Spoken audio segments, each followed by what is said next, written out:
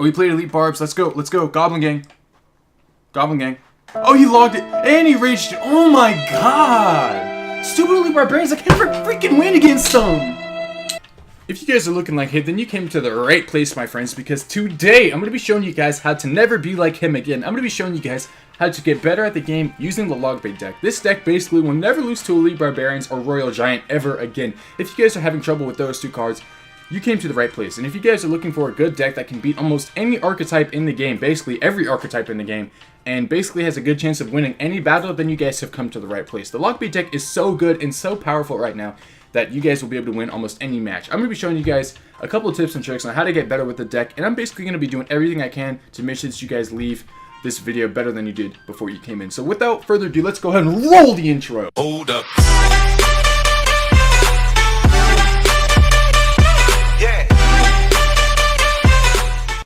Before this video begins, I just want to let you guys know that there's going to be a whole lot of information in the description box of this video. If you guys need help like trying to defend against certain cards, most of those cards will be in the description box below, including like RG, Elite Barbarians, Night Witch, things like that. Those will all be in the description box below if you guys are having trouble defending against those cards, and also be putting certain deck types as well down there. There's going to be so much information in the description, so go ahead and check that out. Also, I'm running a giveaway right now, so just click the link in the description box below and you guys will be able to figure out how to enter that giveaway as well. But yeah, that's it for this little intro. Let's go ahead and get into the content.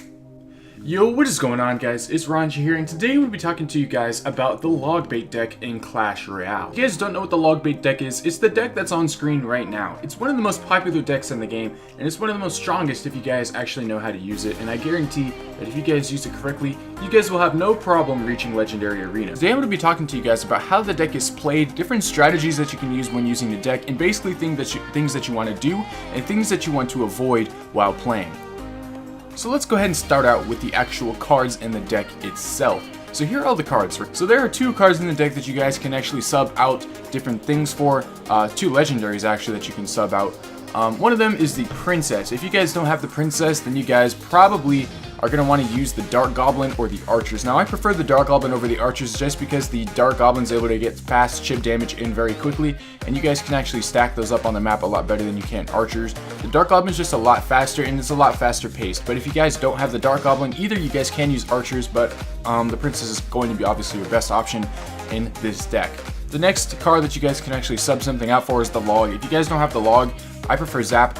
Like, if you guys are playing, like, I don't know, a lot of air or something like that, and you guys want to use arrows, I guess you can use arrows too, but the Zap provides a lot more value than the arrows do in a lot of situations because it can retarget buildings onto different troops and things like that. It can retarget, it can reset infernos, it can, you know, stop sparkies, all those different things. Arrows is only good against like swarm units, I guess. Zap has multiple uses, so I prefer Zap in that situation. But if you guys really want, you guys can use arrows. So now that we've gotten some of the card substitutions out the way, I know that's one of the most common questions a lot of people get when they're making deck guides.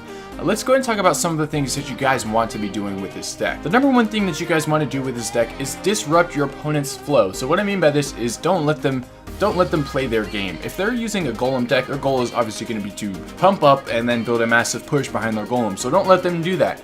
If you see them dropping a pump, go ahead and rocket the pump. You guys need to do that almost every single time you see the pump. Rocket it, because it's not going to allow them to get an elixir lead over you. You guys don't want people to have an elixir lead over you if you're using this deck. Although it is easy to come back from an elixir deficit with this deck, it's just not ideal. So let's say they, you know, after you've rocketed their pump, they decide to play golem. That means you guys should be at even elixir since you just rocketed their pump, 6 for 6. If you see them drop a golem, you need to push the other lane extremely hard. Now, the reason why you want to do this is so that they can't build up a push behind their golem. Now, they just dropped 8 elixir. You can punish them very hard for only 6 elixir. Say you want to drop like a Knight and a Goblin gang, that's 6 elixir. And they've already played 8, so that means you still have 2 elixir left over to be equal to the golem that they've played. So let's say they play a Log against your Knight and Goblin gang that you just threw in the other lane. That means they've used 10 elixir and you've only used 6. Now you still have 4 elixir to defend that golem. And what you can do in that situation is, you know, like use an Inferno Tower against the golem. But here's the thing, a Log isn't going to take out that Knight. So if the Knight still has decent HP, you can throw a Goblin Barrel over and actually apply more pressure against him, and chances are he doesn't have Log and Zap and arrows and all that in the same deck, so he's gonna have to drop something like a Baby Dragon if he doesn't want to take massive amounts of damage, or maybe even a Goblin Gang or something like that, he's going to have to play a lot of Elixir trying to defend that push. And you guys are going to be able to just like basically throw off their game plan. And it works with basically any deck type. If you see them building up a big push or trying to build up a big push, you guys need to push the other lane very hard. Throughout these replays, I do this several times. If I see them playing something, I'll just rush the other lane very hard. And the point of this deck is to do that. You guys need to be aggressive with this deck. You guys need to make your opponent stay on their toes. You guys need to stack up troops, and you guys need to just punish. Disrupting the flow of the battle is basically the most important thing that you guys can do. Make sure that your opponent can't play their game. That's what your game is going to be, making sure that they can't do what they want to do. Now, a couple ways that you guys are going to be doing this is by number one, baiting out the log. So, as you guys know, the name of this deck is going to be the log bait deck. So, what you guys want to do is make your opponent use the log on other things besides your Goblin Barrel. If you can get your opponent to use their log on your princess, you guys are basically going to win the match. Or a Goblin Gang. If you guys are able to make them use their log on something other than your Goblin Barrel, you guys will be able to basically win the game. Now, the reason why I say this is you guys will be able to slowly chip your opponent's towers down with the Goblin Barrel if they don't have the log for it. No matter what card you basically use, except for like arrows or log, the Goblin Barrel is going to get some damage off. Like a Skeleton Army is still going to allow some stabs to get off, as well as like a Goblin Gang. I think there's like maybe one way to make sure a Goblin Gang doesn't allow any shots from a Goblin Barrel, but it's very, very hard to do, and it's almost like impossible to do in like game time situation, especially when you're able to outcycle their cards. So basically, you guys want to make sure that you outcycle their logs so that you can use your Goblin Barrel multiple times against them. So on screen, you guys will probably see multiple times where my opponents will like log my princess or something like that, and I'm able to get so much damage off. That's one of the things that you guys want to do. You want to outcycle their log, or make them use it on something other than the Goblin Barrel. I'm going to talk about a couple opening plays as well. So I know a lot of you guys are probably wondering, what do you do to start off the match? There's a couple things that you guys can do to start off the match. One of my favorites is going to be the princess in the back. Doesn't matter which lane you start with. Goblin Barrel on either side as well. Those are the two starting moves that I really like to go with. Maybe Ice Spirit Cycle, but most of the time I like to do Goblin Barrel just to see what counters they have, as well as the princess. You can't really get punished too hard for 3 elixir. With this deck, you guys can still basically defend almost anything without 3 elixir. If they go ahead and arrow your princess, that's pretty good for you, or log it, that's pretty good for you. And if they go and log the Goblin Barrel, that means you know they don't have log, and you guys just can make decisions from that point forward. If you guys don't have the Goblin Barrel, the princess, with the Ice Spirit in your hand, it's probably best that you just wait and see what your opponent does. But you guys obviously don't want to wait too long. You guys probably only want to wait like 20 seconds. If they still haven't played anything and your only like card left is a knight or something, I guess you can play it. But I'd probably rather cycle a log than play a knight, to be honest with you. Just because the knight has so much value as your tank in this deck that, it's almost not worth playing to start out. I'm going to be talking about a couple ideal situations for you guys. So if your opponent's using a zap, I know one of these battles has a zap in it. I'm not sure how these recordings are actually going to line up with my commentary, but if your opponent has the zap and you know that they have it in cycle, there's a really good way to have a lot of damage dealt to the opponent's tower, even when they have the zap in cycle. So basically what you guys are going to want to do is play a knight at the bridge and throw a Goblin Barrel over. This is just an example of an interaction that you guys are going to want to do. There's so many different interactions with this deck that you guys will learn the more you use it, but this is just one of them I'm going to tell you guys right now. So let's say you know they have zap and cycle, and you throw a Goblin Barrel over and you place a knight at the bridge. The tower is going to be targeting on the knight, and they're going to zap the Goblin Barrel, but the knight's going to be tanking for the tower. So there's like those goblins with like 1 HP left are just going to destroy that tower. Even though they don't have any HP left, the knight's going to tank for them, and it's just going to be great for you. You're going to be able to get so much value with those goblins, and it's just going to be insane for you. And now that you know that they just use their zap, you guys know that you guys can use your Goblin Gang freely and all different types of cards like that because they just use their zap. It's very, very awesome when you guys get that interaction. I'm pretty sure it'll be on the screen multiple times. I do it all the time, and since people don't have their zap and cycle, I'm able to capitalize on that.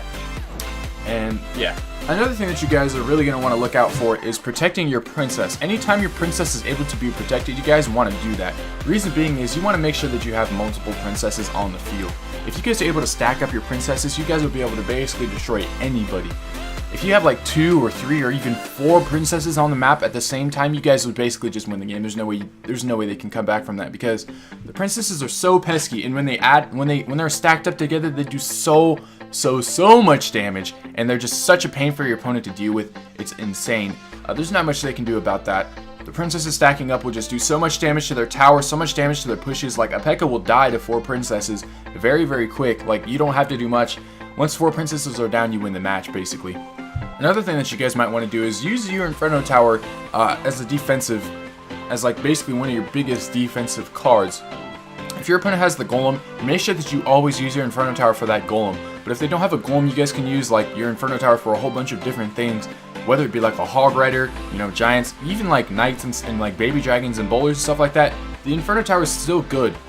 Here's another thing that you guys might want to look out for, something that I do myself. Let's say I have like a half health Inferno Tower left over from defense. What I'm going to do in that situation is play Princess at the bridge and hopefully see if they play something to counter that Princess. Maybe it's a Knight or something like that. No matter what they play, it'll basically be countered with, unless it's like a log or some type of spell. It'll basically be able to be countered by the rest of the Inferno Tower that's left over, whether it be like a Knight or something. That'll just die to the Inferno. Basically, I'm able to get extra value by using my Inferno Tower that's still left alive. If you guys are able to do that, you guys will be able to win a lot of matches. Something else that you can really do with this deck is punishing. If you see them playing a lot of Elixir in one lane, you guys can easily rush the other lane with Knight Goblin Gang, Knight Goblin Barrel. That's basically all you guys need to do to basically build up a massive push. If you guys see that they already have accrued a massive push on your side, you guys have like 2 massive cards that'll basically just destroy any push.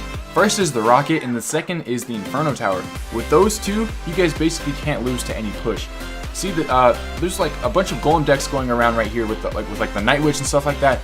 You guys will see that they'll have like a Baby Dragon, a Night Witch, and E-Wiz all stacked up together behind the Golem. You guys can just rocket that, kill all 3 of those, as well as doing damage to the Golem and use an Inferno Tower, all for a positive Elixir trade. A Rocket's only 6, and if you're killing a Baby Dragon, a Night Witch, and an E-Wiz, that's 12 Elixir, so you're basically saving 6 Elixir right there with the Rocket, and the Golem is 8, and you're countering it with 5 with the Inferno, so that's so much positive, so many positive Elixir right there, just with those 2 cards. And basically with the Elixir that you didn't spend, you guys can punish in the other lane, and if they use something to defend your push with in the other lane, that's just so much Elixir that they have spent that you haven't, and it's just insane the amount of Elixir that you guys can basically build up using that method of basically using the Rocket and the Inferno Tower.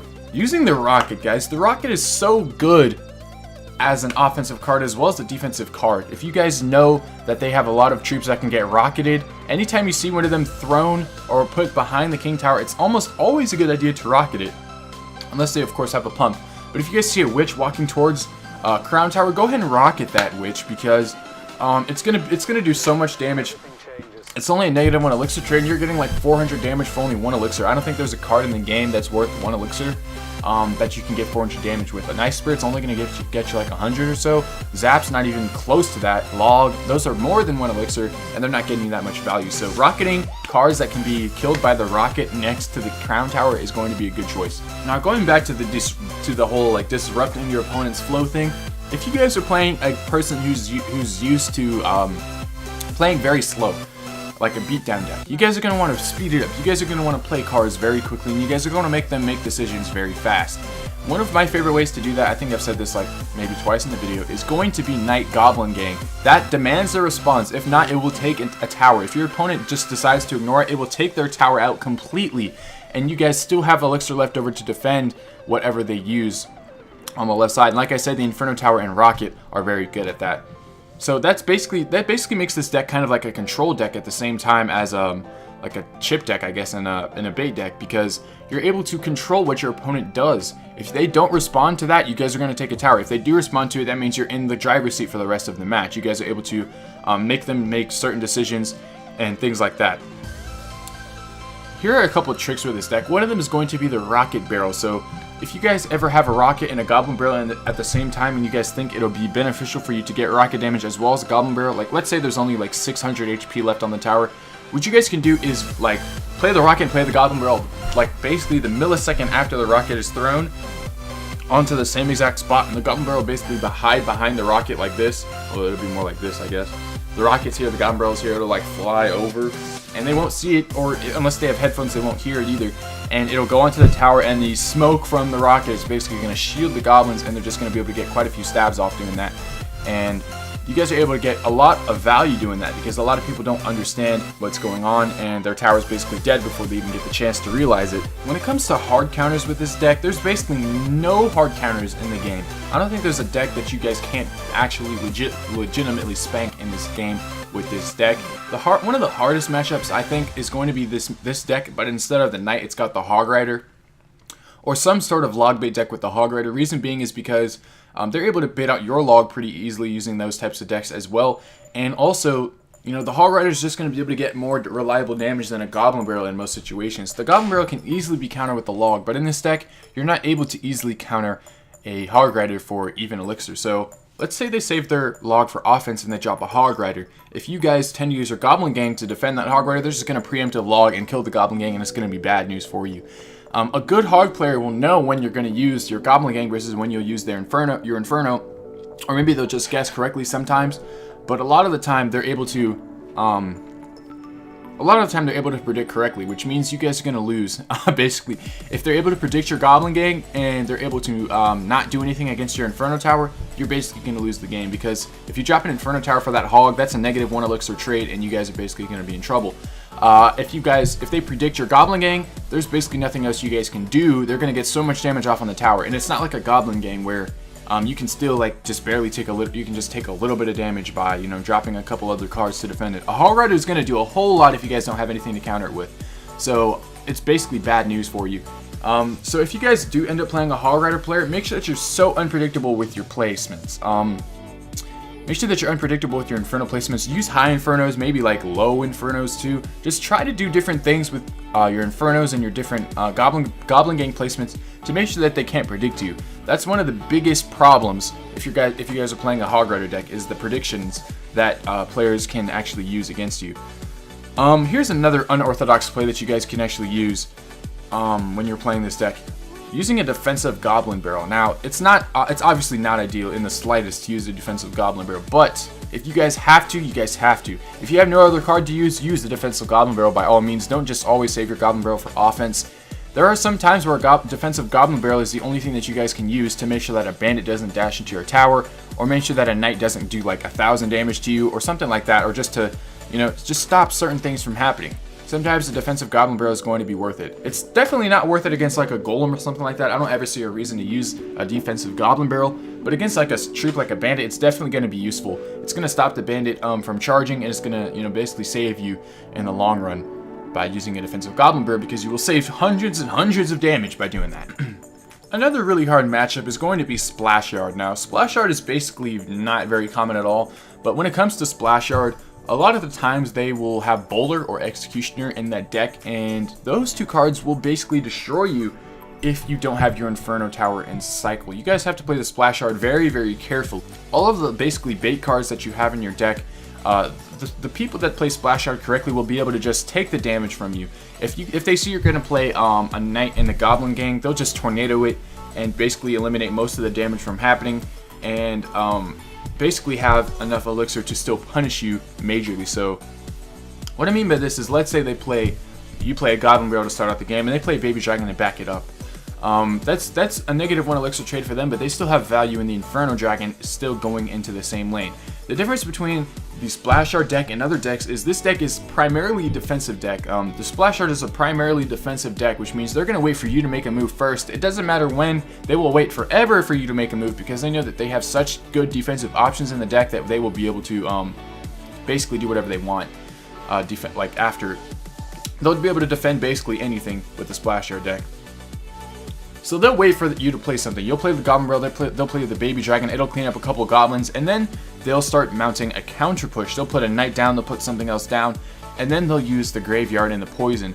The Poison basically takes out your, it's going to take out your Goblin Gang if you try to play it, and you guys have to play your Knight basically to defend their Knight, because the Baby Dragon will take out the Goblin Gang if you try to play the Goblin Gang the Goblin Gang against their Baby Dragon and everything. And then if you guys try to play the Inferno, they will drop an Electro Wizard, and that will basically just destroy that too. You guys can't play the Goblin Gang to beat the Electro Wizard. And basically, it's hard to I keep saying basically so much, but it's hard to counter the Splash Yard if they have such like a good counter push built up, basically.